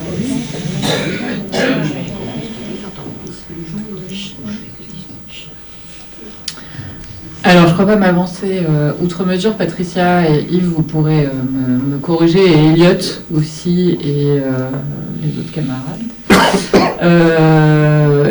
Il est arrivé qu'il y ait eu effectivement 2-3 personnes qui poussent la porte. C'est d'ailleurs le dernier cas que j'ai en tête. Catherine avait fait la traductrice, puisque nous sommes toutes les deux profs d'espagnol, et que c'était des gens hispanophones, je crois colombiens, hein, de tête. Voilà, mais c'est vrai qu'il y a assez peu de personnes quand même qui, semble-t-il, poussent la porte, mais probablement pour les raisons qu'a évoqué Jean-Albert au départ, c'est-à-dire que il n'y a pas la connaissance du fait que le syndicat est un outil, on n'est pas une association. Donc, nous, on va faire du travail syndical. On organise les gens. Le syndicat, c'est un outil pour organiser une lutte. Déjà, pour ce qui concerne les choses matérielles, ne serait-ce que disposer d'une photocopieuse, c'est tout con, hein, mais voilà, tirer le nombre de tracts qu'on veut dessus, d'avoir des salles de réunion, ce genre de trucs, bah, ça c'est déjà toute une logistique. Et puis il y a aussi bien sûr l'accompagnement sur la façon de s'organiser. Jean-Albert en parlait tout à l'heure, mais les suggestions qu'on peut faire de la part de, enfin, à partir de l'expérience qu'on a d'organiser une grève, par exemple. Bah, comment ça se passe tout à l'heure d'ailleurs Jean-Albert, donc pas ici mais en bas, tu parlais du fait de commencer un lundi ou un mardi plutôt qu'un vendredi par exemple, puisque quand on occupe le site, de façon à habituer le patron à l'idée qu'on est là et qu'on y reste. Voilà, et puis en même temps qu'il soit bien pris dedans tout de suite. Bref, donc il y a toute cette expérience-là. Mais c'est vrai que on n'est pas la CIMAD, on n'est pas la LDH, bien sûr. Donc il y a un travail syndical qui est particulier et qui se fait avec les travailleurs, mais à partir de travailleurs aussi. On n'est pas salariés, quoi. Nous sommes nous-mêmes des travailleurs et des travailleuses, donc on s'entraide et c'est toute la valeur d'ailleurs d'un syndicat interprofessionnel, comme peut l'être la CGT. Voilà. Mais c'est un outil, c'est tout et c'est ni plus ni moins qu'un outil au service des travailleurs et des travailleuses. Voilà. Après, effectivement, comme tu disais tout à l'heure, Jean-Albert, en effet, s'il y avait une grande grève parce que il y avait un nombre significatif de travailleurs et de travailleuses qui venaient s'adresser à la CGT à Bourg ou ailleurs dans l'Ain pour s'organiser et pour justement utiliser l'outil qu'est le syndicat, qui protège aussi quand même aussi, hein. Et que cette lutte gagnait, vraisemblablement on aurait beaucoup plus de demandes. Quoi qu'il en soit, c'est une discussion qu'on a pu avoir en CE de l'union départementale, puisque justement on fait le constat que on a eu des cas assez isolés qui sont venus pousser la porte et que on était un petit peu démunis. Donc on a cherché justement à contacter des camarades d'autres départements, parce que c'est quand même un certain savoir-faire qu'on n'a pas, clairement. Mais c'est comme tous les sujets dans la CGT, quand on l'a pas localement, on appelle les camarades. Voilà, il y a une solidarité qui fait d'ailleurs que Jean-Albert, tu es là aujourd'hui. Il a fallu juste passer 2 coups de fil. Un premier pour avoir ton nom et un deuxième pour t'avoir toi. Voilà, c'était pas plus compliqué que ça. Et quand on a besoin d'infos, en fait, c'est toujours le cas sur n'importe quel sujet. Donc voilà. Juste peut-être pour tu sais, alors c'est ça c'est le truc. Alors, je sais pas comment l'expliquer, mais en réalité, bon. J'arrive parce qu'on me demande de causer sur le sujet, mais on a 16 ans de boulot derrière. Donc, il y a des moments, je vais te répondre tel que nous le faisons. Il y a 16 ans en arrière, je t'aurais pas répondu de la même manière. Aujourd'hui, en effet, moi, je vais pas aller. De toute façon, je pense que personne ne va aller à la porte de l'entreprise pour demander. Toi, tu vas passer pour un dingue ou un provocateur. Mais aujourd'hui, c'est vrai que les gens viennent spontanément, concrètement. On a un outil, et cet outil, par rapport aux objectifs qui sont les leurs, il leur apparaît comme efficace. Voilà, tout simplement. Et puis, on a des liens, on a tissu des liens fraternels, et des liens humains, des liens militants, avec des centaines et des centaines de personnes qui sont passées par là. Donc, en effet, si t'en es plutôt au début, moi, l'expérience que je vous donne aujourd'hui, elle n'a aucun sens. Sauf à vous dire que c'est pas possible, c'est pas le but. Moi, tout simplement, je suis persuadé que si à un moment, si l'occasion se présente, et par exemple aussi le travail, puisque vous parliez du travail avec les associations, qui rencontrent des gens qui sont des travailleurs, par définition, qui souvent se font exploiter. Ça, entre guillemets, c'est le boulot syndical, parce que l'association ne peut pas le faire. L'association ne peut pas rentrer dans une entreprise, ne peut pas engager un conflit dans une entreprise. Le syndicat en a la possibilité. Donc ça, c'est son boulot. Donc là-dessus, des échanges, puisque vous avez l'air d'être quand même, ce qui est vachement bien, soudé, c'est de voir et d'essayer, en effet, de trouver les moyens. Après, je veux dire que lorsque vous aurez eu une premières expériences qui auront fait un peu de bruit et qui auront été concluantes, et voir, le bouche à oreille, ça fonctionne. Moi, je veux dire, à chaque fois qu'on finit une grève,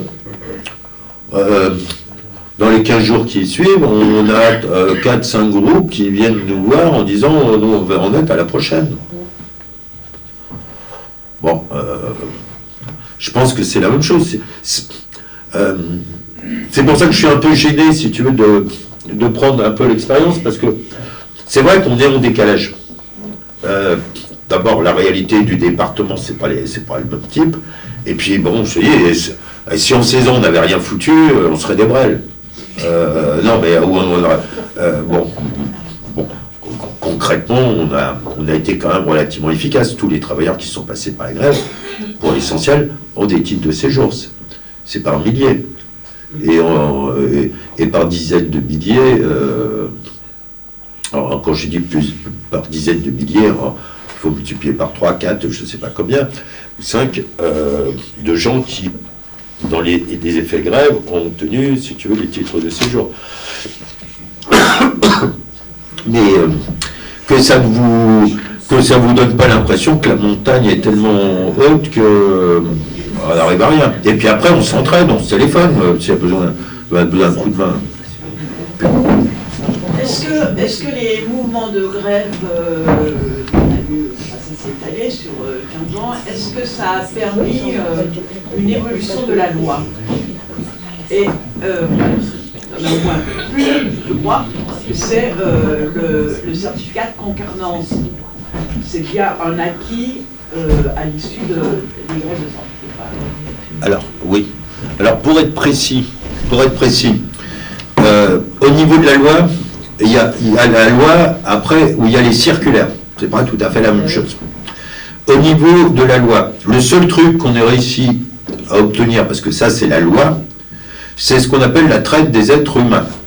Jusqu'à il n'y a pas très longtemps, la traite des êtres humains se limitait à tout ce qui touchait à l'esclavage domestique, vous voyez, ou à au réseau de prostitution. Maintenant, il y a la traite des êtres humains dans le milieu du travail. Alors, ça demande bon, pas vous faire un... s'il y a besoin, je vous en ferai des explications. Pour le reste, c'est les circulaires. C'est-à-dire que c'est ce que les mouvements de grève ont obtenu. Donc, la fameuse circulaire Valls, les 3 ans, 24 bulletins de paye, 5 ans, 8 bulletins de paye, 7 ans, sans CERFA, enfin, je ne vous fais pas tout le truc. Là, je parle que du travail. C'est ce qui a été obtenu par les grèves. Le ministre de l'Intérieur de l'époque n'a fait que recopier, et il a fallu lui tenir le stylo. D'accord ? Après, on a obtenu d'autres choses ensuite. C'est-à-dire qu'à l'époque, il fallait, pour être régularisé, il fallait le SMIC. Il fallait avoir l'équivalent du SMIC horaire, mensuel. On a obtenu en particulier, et ça c'est surtout les emplois féminins, en particulier tout ce qui est aide à la personne, nettoyage, etc., où c'est souvent des emplois à temps partiel, que les femmes puissent, enfin les hommes aussi, si c'est le cas, puissent être régularisés avec du temps partiel. D'accord ? Alors, après, il y a des choses qui de fait sont presque passées dans les mœurs, mais qui ne sont pas écrites, par exemple sur le travail, lorsque les travailleurs sont du travail au black. Non, il faut des feuilles de paye. Là, c'est des conflits du travail qui ont permis, enfin, on va dire, des processus de régularisation qu'on arrive à utiliser dans à peu près toutes les préfectures. Quand je dis à peu près toutes, évidemment, prenons la préfecture de l'Ain. Bon, ça lui est jamais arrivé, le préfet de l'Ain. Mais si ça arrivait, si tu veux, ce qu'on fait, c'est qu'on appelle directement le ministère de l'Intérieur. On lui dit, écoutez, vous avez la même situation que celle qu'on a vue dernièrement à tel endroit. Donc le préfet de l'Ain, il va appliquer. Pas que c'est toujours aussi simple, mais globalement, on peut y parvenir. D'accord ? Donc, mais là, les textes ne sont pas forcément toujours écrits. Après, il y a des choses sur lesquelles on a réussi à ce qu'il n'y ait pas d'application. Aussi. Monsieur Cazenave, vous savez, celui qui devait devenir peut-être Premier ministre, a fait une réforme du CESEDA, une des pires. Et en particulier qui s'attaquait à la fameuse attestation de concordance, qui est aussi un résultat de la grève. Autre résultat de la grève, il n'y a pas de différence dans la régularisation en fonction des nationalités. Parce que vous savez peut-être, officiellement, il y a des accords bilatéraux, en particulier sur l'Algérie ou la Tunisie, qui officiellement sont plus favorables, mais qui en réalité, dans les faits, faisaient que tout était bloqué pour les Algériens et les Tunisiens. Donc, par exemple, sur la question de la régularisation, quelle que soit la nationalité, il n'y a pas de différence entre les uns et les autres. D'accord ? Voilà. Donc, oui, Cazeneuve avait introduit l'idée, justement, du délit dans le cas d'utilisation de l'alias. On leur a fait comprendre que ça tombait bien, on était sur un gros mouvement de grève des travailleurs sans papier sur le site de Rungis, vous savez, le marché de Rungis. On leur a dit, vous voulez la guerre, vous allez la voir. Bon, donc donc l'histoire de l'attestation de concordance fonctionne jusqu'à aujourd'hui, pour l'instant, sans que...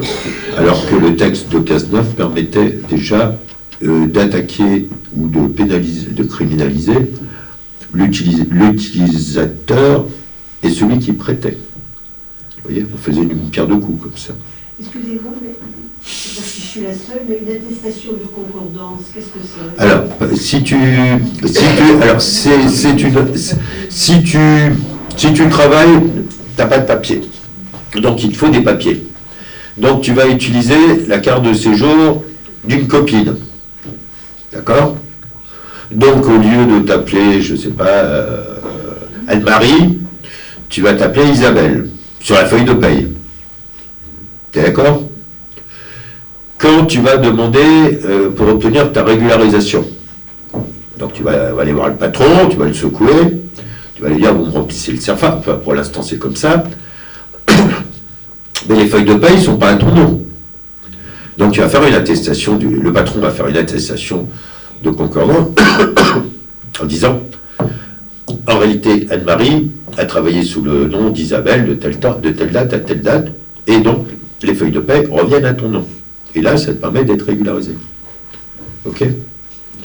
Le prêt de documents est une tradition de solidarité, au départ, dans l'immigration subsaharienne. D'accord? Tu la trouves pas beaucoup dans d'autres... Enfin, je ne l'ai pas beaucoup rencontré ailleurs. Mais c'est... et donc là-dessus, tu vas même sur des sites, tu tapes attestation de concordance et tu vas voir certaines préfectures qui te précisent que pour le dossier, il faut le fournir si c'est le cas. C'est clair? Donc ce petit travail d'association, enfin pas d'association, de relation entre les associations et les syndicats, elle est voilà, dans le quotidien, oui, mais techniquement, elle est dure parce qu'on ne connaît pas vraiment. Enfin bref, ça fonctionne quand même parce qu'il y a une personne qui travaille dans un restaurant sous alias qui est devenue à l'association qui aide les personnes à faire des dossiers de régularisation à la préfecture. Mais cette association ne connaissait pas cette histoire d'alias. Il se trouve que je passais dans le bureau et qu'on avait fait une conférence avec la CNT de Lyon. Et c'est là que j'ai appris, avec leur intermédiaire, cette histoire d'alias. Il a suffi de téléphoner à la CNT pour que la CNT téléphone au patron. Il se trouve que c'était Georges Blanc. D'accord. Et il a fourni immédiatement, alors que ça faisait plusieurs mois que le salarié n'obtenait pas de son patron l'efficacité d'un syndicat sur un patron. Oui, totalement. Et puis l'efficacité des liens qu'on peut créer entre associations qui sur le territoire sont bien identifiées par les personnes sans papier, alors que le syndicat, comme vous l'avez rappelé, n'est pas identifié comme étant une ressource potentielle, un outil possible, mais que celui-là, il est à créer et à renforcer.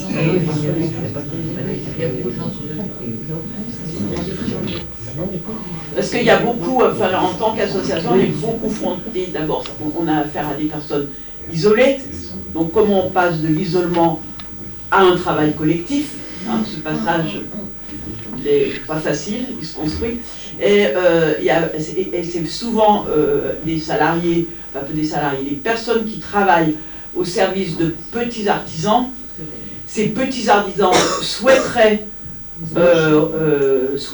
déclarer leurs salariés, ne peuvent pas le faire parce qu'ils sont sans papier. Ça, tu peux le faire. Hein. Oui, bien sûr, mais ça, ce travail d'explication, on le fait. Moi, j'ai deux exemples. Là.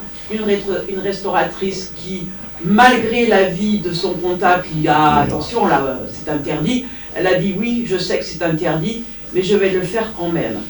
Parce que j'ai besoin de cette personne. Puis on a expliqué qu'il vaut mieux la déclarer que la laisser travailler au noir. L'autre personne,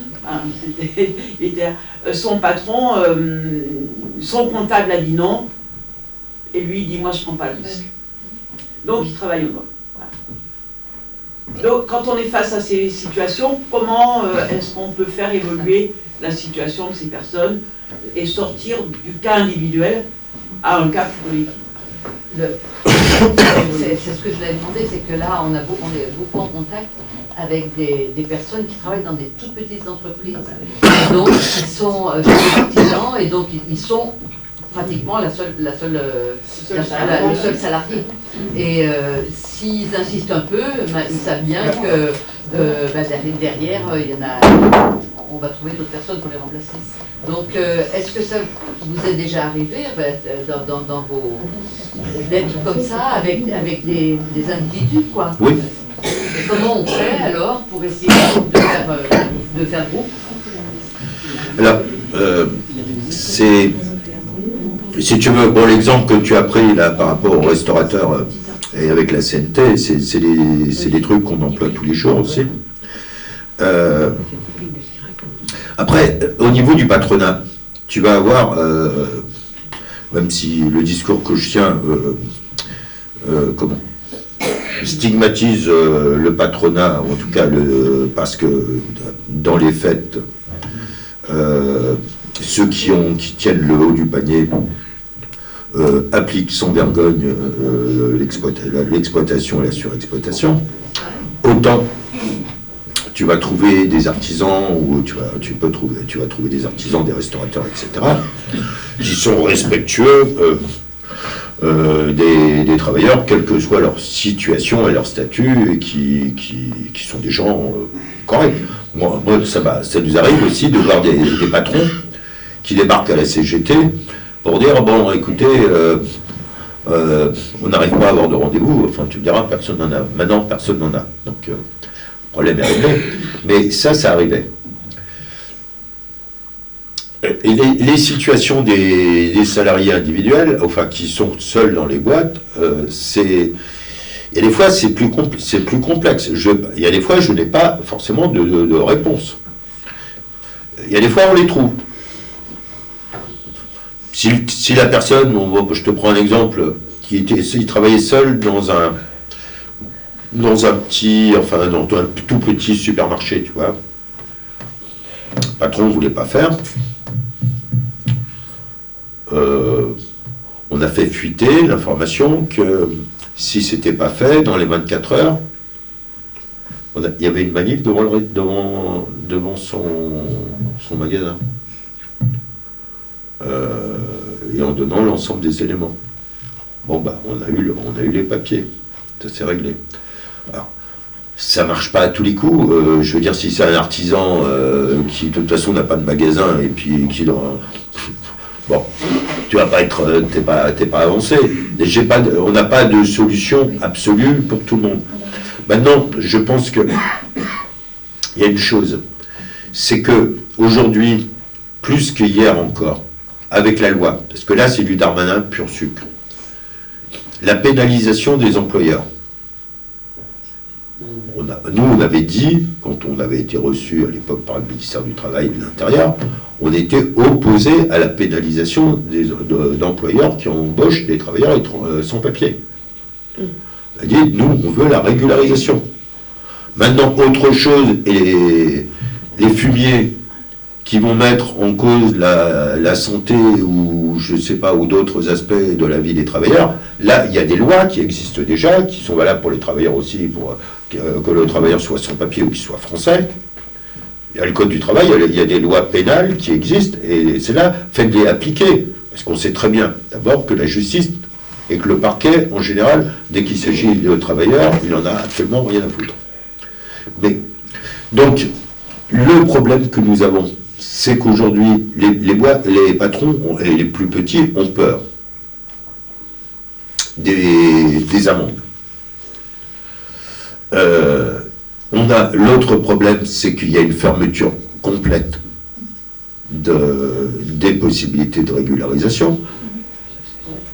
C'est-à-dire que même si les patrons tu arrives à leur faire remplir les dossiers, je parle du côté patronal, mais si 3 mois, 6 mois, 8 mois après, il n'y a toujours rien de déposé, à partir du moment où ils ont rempli le CERFA, si tu veux, les patrons, ils balisent.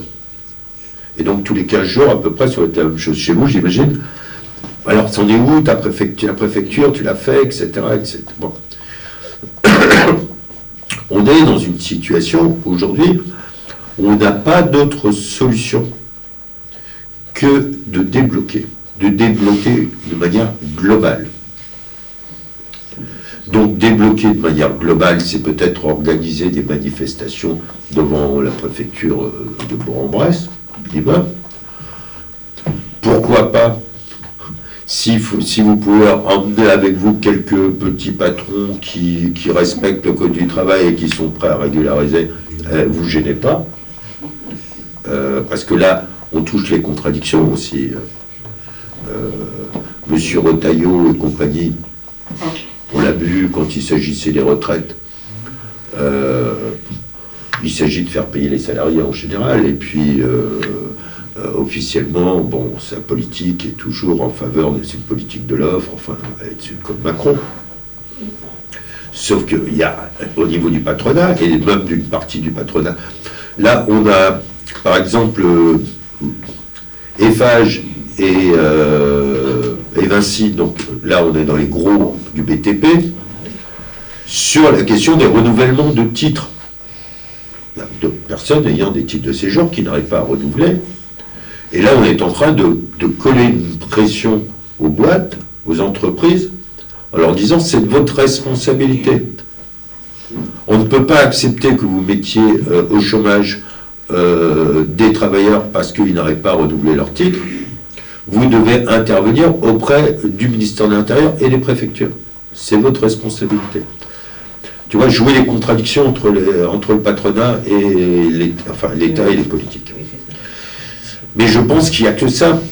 Aujourd'hui, il n'y a pas de solution. On est dans une situation de total blocage. Donc il faut qu'on arrive à réouvrir totalement ou partiellement. Mais en tout cas, il faut qu'on réouvre. Sinon, tous les artisans qui sont prêts à faire ou qu'on arrive à faire, si à un moment les dossiers ne sont pas déposés, d'abord, les gens, concrètement, ils sont toujours dans la même merde. Mais au bout d'un moment, il n'y en a plus un seul qui va faire. Hein. C'est ça le gros enjeu de la période, c'est celui-là.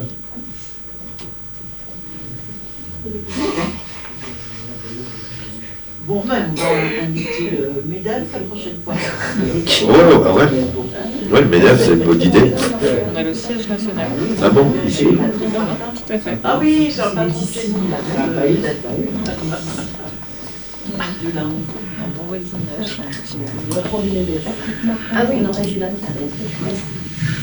Je ne sais pas s'il y a encore d'autres questions. Il est 22h12. On est bien, mais bon.